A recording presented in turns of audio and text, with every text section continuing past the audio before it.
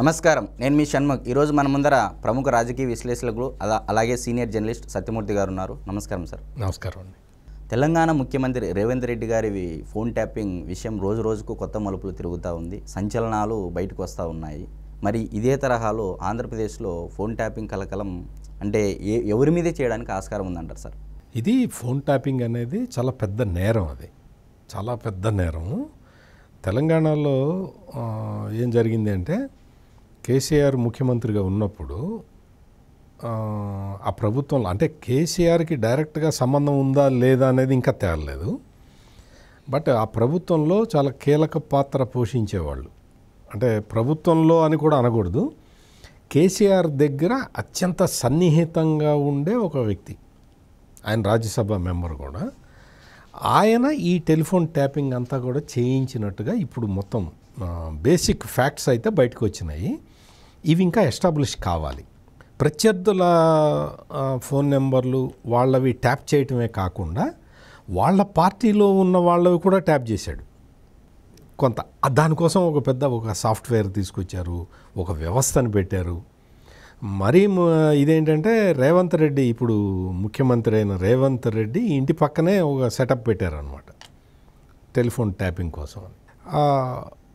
ఒక రేవంత్ రెడ్డి ఇదే కాదు, మొత్తం బీఆర్ఎస్ పార్టీలో ఉన్న నాయకుల ఫోన్లు కూడా ట్యాప్ చేశారు. అంటే వాళ్ళకి అభద్రతా భావం అన్నమాట. వీళ్ళందరూ ఎక్కడికి పోతారో, ఎక్కడికన్నా వెళ్తున్నారేమో వీళ్ళు. అంటే బీఆర్ఎస్ పార్టీలోకి రకరకాల పార్టీల నుంచి వచ్చి చేరారు కదా, అంటే కాంగ్రెస్ నుంచి, తెలుగుదేశం నుంచి ఇట్లా వచ్చి చేరారు కదా, వీళ్ళందరూ మళ్ళీ వెళ్ళిపోతారేమో అన్న ఒక అభద్రతా భావం. ఈ విధమైన ఒక నెట్వర్క్ ఏర్పాటు చేసుకొని మొత్తం కూడా టెలిఫోన్ ట్యాపింగ్ అనే ఇది నడిచింది. మనం మామూలుగా చూసుకుంటే కేసీఆర్కిను, అంటే ఇప్పుడు మాజీ సీఎం, అప్పుడు సీఎంగా ఉన్నప్పుడు కేసీఆర్కిను, ఇప్పుడు ఆంధ్రప్రదేశ్లో సీఎంగా ఉన్న జగన్మోహన్ రెడ్డికి వాళ్ళిద్దరికీ చాలా దగ్గర సంబంధాలు ఉన్నాయి. అంటే జగన్మోహన్ రెడ్డి గెలవటానికి అంత మొత్తం వాతావరణం ఏర్పాటు చేసింది కేసీఆర్. అప్పుడు ఆయన తెలంగాణ ముఖ్యమంత్రిగా ఉండేవాడు కదా. అందుకని చాలామంది నాయకులు ఏంటంటే తెలుగు రాష్ట్రాలకు చెందిన నాయకులు అందరికి కూడా వాళ్ళ ఆస్తులు అవన్నీ కూడా హైదరాబాదులోనే ఉన్నాయి. హైదరాబాద్ రెగ్యులర్గా వచ్చిపోతుంటారు, వాళ్ళ ఇళ్ళు అన్నీ కూడా ఇక్కడే ఉన్నాయి. దాన్ని ఉపయోగించుకొని అప్పట్లో కేసీఆర్ మొత్తం, అంటే చంద్రబాబు నాయుడు తోటి ఉన్న విభేదాల కారణంగా మొత్తం జగన్మోహన్ రెడ్డికి అనుకూలంగా వ్యవహరించి చేశాడు. చాలా కార్యక్రమాలు చేశాడు. దాంతో జగన్మోహన్ రెడ్డి గెలిచాడు. ఆ తర్వాత కూడా వాళ్ళ అనుబంధం కొనసాగింది. ఇప్పుడు ఏంటి అంటే మొత్తం హైదరాబాదులో ఉండే రాజకీయ నాయకుల అందరి ఫోన్లు ట్యాపింగ్ చేశారనేది ఇప్పుడు ఒక ఇది. ఇప్పుడు ఏంటి అంటే హైదరాబాదులో ఉండేది ఎవరు? ఆంధ్ర పాలిటీషియన్స్ కూడా ఇక్కడే ఉన్నారు. వీళ్ళందరూ కూడా చేసి ఇప్పుడు జగన్మోహన్ రెడ్డికి ఆ ఇన్ఫర్మేషన్ని షేర్ చేశారా. ఇప్పుడు ఏపీలో కూడా ఇదే తరహా టెలిఫోన్ ట్యాపింగ్ జరుగుతున్నది. ఈ విషయాన్ని తెలుగుదేశం నాయకులు ఇప్పటికే చెప్పారు. లోకేష్ అయితే దాని మీద కంప్లైంట్ కూడా చేశాడు. సో ఈ విధమైన టెలిఫోన్ ట్యాపింగ్ అక్కడ జరుగుతున్నది, తెలంగాణలో జరుగుతున్నది, ఆంధ్రాలో జరుగుతున్నది. ఇదే కాకుండా మీకు ఇంకొక ఇంట్రెస్టింగ్ విషయం చెప్తా. అంటే వీళ్ళతోటి సంబంధం ఉందో లేదో ఇంకా ఎస్టాబ్లిష్ కాలేదు, కానీ ఢిల్లీ ముఖ్యమంత్రి అరవింద్ కేజ్రీవాల్ ఆయన మీద ఈ ఢిల్లీ లిక్కర్ స్కామ్ అని వస్తూ ఉన్నది కదా, దీనికి సంబంధించి ఎన్ఫోర్స్మెంట్ డైరెక్టరేట్ వాళ్ళు ఆయనకి నోటీసులు ఇవ్వటం ఇటువంటివన్నీ చేశారు. ఢిల్లీ సీఎం అరవింద్ కేజ్రీవాల్ ఏం చేశాడంటే, ఈ ఎన్ఫోర్స్మెంట్ డైరెక్టరేట్లో ఎవరైతే ఈ కేసుని దర్యాప్తు చేస్తున్నాడో ఆ అధికారి ఫోన్ని ట్యాప్ చేశాడు. ఆ అధికారి ఫోన్ని ట్యాప్ చేసి ఈ అధికారి ఎక్కడికి వెళ్తున్నాడు, ఏం చేస్తున్నాడు, అతనికి లూప్ హోల్స్ ఏమున్నాయి, అతన్ని మనం ఎట్లా పట్టుకోవాలి, అతన్ని మనం ఎట్లా బ్లాక్మెయిల్ చేయాలి అన్న తరహాలో ఆ ఎన్ఫోర్స్మెంట్ డైరెక్టరేట్ ఆఫీసర్ మీద నిఘా పెట్టాడు అరవింద్ కేజ్రీవాల్. అంటే మనం ఇవన్నీ కూడా చూస్తే, అంటే ఇదంతా కూడా ఈ టెలిఫోన్ ట్యాపింగ్ కోసం ఒక ప్రత్యేకమైన సాఫ్ట్వేర్ని ఒక ఇల్లీగల్గా, ఇప్పుడు తెలంగాణలో అయితే దాన్ని ఇల్లీగల్గా తెప్పించాడు ఒక పోలీస్ ఆఫీసర్. అది దాన్ని తేవటానికి వీలు లేదు. ఒక ప్రైవేట్ కంపెనీ ఆయన కూడా ఉన్నాడు ఇందులో. వాళ్ళ ద్వారా వాళ్ళందరూ మాట్లాడుకొని ఈ టెలిఫోన్ ట్యాపింగ్ సాఫ్ట్వేర్ని తెచ్చుకున్నారు. అంతకుముందు మనం చూసాం కదా, పెగాసస్ సాఫ్ట్వేర్ మీద గొడవ జరిగింది, ఇది కూడా అదే. ఆ తరహాలో సాఫ్ట్వేరు ఈ తెలంగాణ రాష్ట్రం తెప్పించింది కాబట్టి, అంటే తెలంగాణలో ఉన్న పోలీస్ అధికారులు, కొంతమంది పోలీస్ అధికారులను వాళ్ళు సెలెక్ట్ చేసి పెట్టుకున్నారు. సెలెక్ట్ చేసి పెట్టుకొని వాళ్ళ ద్వారా టెలిఫోన్ ట్యాపింగ్లు చేశారు. ఇదే సాఫ్ట్వేర్ని ఆంధ్రాలో కూడా వాడారా, ఇదే సాఫ్ట్వేర్ని ఢిల్లీలో కూడా వాడారా అనేది ఇప్పుడు లింకు తేలాల్సి ఉంది.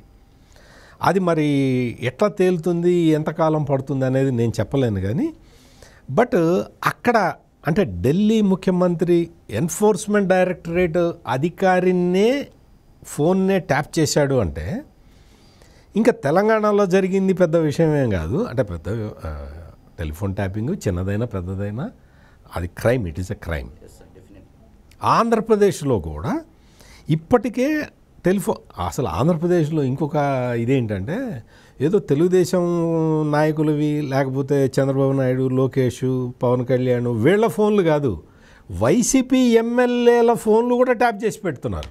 అదే కదా సార్, కోటమిరెడ్డి శ్రీధర్ గారు కూడా ఫస్ట్ కోటమిరెడ్డి శ్రీధర్ రెడ్డి చెప్పింది కూడా అదే, నా ఫోన్ ట్యాప్ చేశారు ఆయన మొత్తం. ఇంకొకటి ఏంటంటే ఆఫీసర్ల ఫోన్లు కూడా ట్యాప్ చేస్తున్నారు ఆంధ్రప్రదేశ్లో. ఎవరైతే సీనియర్ ఐఏఎస్ ఆఫీసర్లు ఉంటారో వాళ్ళ ఫోన్లు కూడా ట్యాపింగ్లో ఉన్నాయి. మీరు ఇందాక చెప్పినట్లు, మీరు చెప్పిన దాని ప్రకారము వివేకానంద రెడ్డి గారి హత్య కేసులో సిబిఐ ఆఫీసర్లు కూడా ఫోన్లు ట్యాపింగ్ చేసే ఆస్కారం అయితే ఖచ్చితంగా ఉంటుందని. ఖచ్చితంగా మరి అదైతే ఉంది. ఈ తరహా అంటే అసలు ఇదంతా కూడా నేరపూరిత చర్య. కేంద్ర ప్రభుత్వం మొన్న అంతకుముందరున్న పాత చట్టాలని సవరించి కొత్త చట్టాన్ని తీసుకొచ్చింది. ఈ కొత్త చట్టం ప్రకారం ఏంటంటే ఈ టెలిఫోను సిగ్నల్స్ని ఇంటరప్ట్ చేసే పరికరాలు కొనుగోలు చేయడమే నేరం. దాన్ని తీసుకురావడం, దాన్ని ట్యాప్ చేయటం ఇదంతా ప్రూవ్ కూడా కావక్కర్లేదు. ఆ పరికరాలని కొనుగోలు చేయటమే నేరంగా కొత్త చట్టం తీసుకొచ్చింది. సో మరి అంటే ఈ కొత్త దీని ప్రకారం ఏంటి అంటే అసలు వీళ్ళందరూ కూడా అంటే ఇప్పుడు ఏదైతే మనం అనుకున్నామో దీనికి సంబంధించిన ఆధారాలు దొరికితే, ఈ టెలిఫోన్ ట్యాపింగ్ అనేది తెలంగాణలో దొరికింది, ఢిల్లీలో దొరికింది, ఆంధ్రప్రదేశ్లో ఇంకా దొరకాలి. ఇంకా ఇప్పుడు ఒక ఆయన అమెరికాలో ఉన్నాడు, అమెరికాలో ఏదో వెకేషన్స్ కని వెళ్ళాడు. అతను వస్తే తెలంగాణలో జరిగిన టెలిఫోన్ ట్యాపింగ్ విషయాలన్నీ బయటకు వస్తాయి. అతను వస్తున్నాడు, అతన్ని తెప్పిస్తున్నారు. పోలీస్ ఆఫీసర్, ఆయన కూడా చాలా పెద్ద పోలీస్ ఆఫీసర్. ఆయన వచ్చిన తర్వాత ఆయన్ని ఇంట్రాగేట్ చేయటానికి తెలంగాణ పోలీసులు సిద్ధపడ్డారు. అదంతా రెడీ అవుతూ ఉన్నది. ఈ ఇంట్రాగేషన్లో ఆయన ఎవరెవరికి ఈ సాఫ్ట్వేర్ ఇచ్చాడు అనేది కూడా చెప్పడానికి అవకాశం ఉంది. ఎందుకంటే చెప్పిస్తారు పోలీసులు, అవన్నీ ఆధారాలన్నీ సేకరించి చెప్పిస్తారు.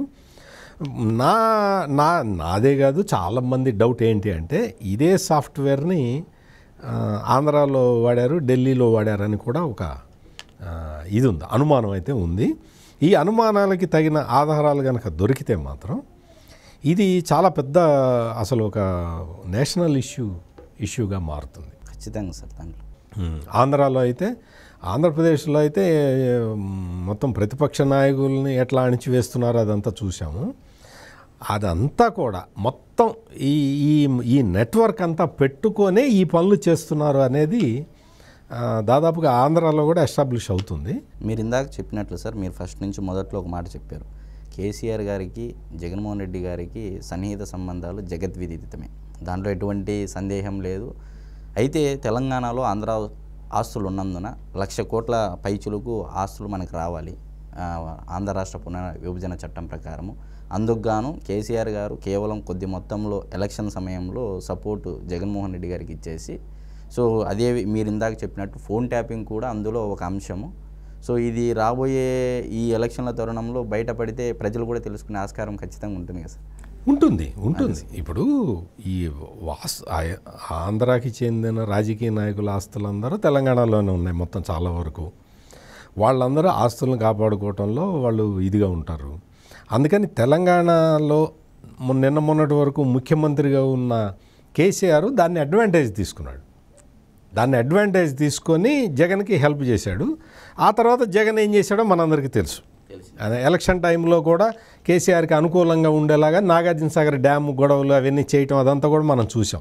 అయినా కేసీఆర్ గెలవలేదు, అది వేరే విషయం. ఇంకొకటి ఏంటంటే ఈ టెలిఫోన్ ట్యాపింగ్ చేసిన కేసీఆర్ ఓడిపోయాడు కదా.